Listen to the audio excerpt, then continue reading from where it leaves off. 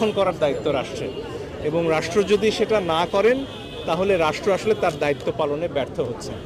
আমরা আদালতে যখন গিয়েছি, যখন আমরা বলেছি যে নিরস্ত্র বিক্ষোভকারীদের উপর গুলি চালানোর অধিকার রাষ্ট্রের নেই, সরকারের নেই, তখন আমরা আসলে একজন মানুষ যখন নিরস্ত্র অবস্থায় প্রতিবাদ করছেন তার উপরে সরকার বিনা কারণে গুলি চালাতে পারে না, এই ব্যাপারটা আমরা ঘুরে ফিরে বলার চেষ্টা করছি। এবং বিশেষত যে জিনিসটা আমরা বলেছি যে 6 জন সমন্বয়ক এই বৈষম্য বিরোধী ছাত্র আন্দোলনের, তাদেরকে যেভাবে নিয়ে আটকে রাখা হয়েছে এটার কোনো বিধান আসলে আইনে নেই।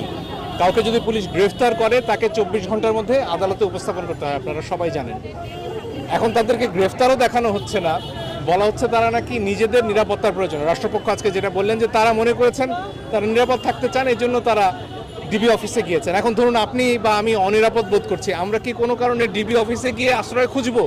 বা আপনারা কি এর আগে কোনোদিন কেউ শুনে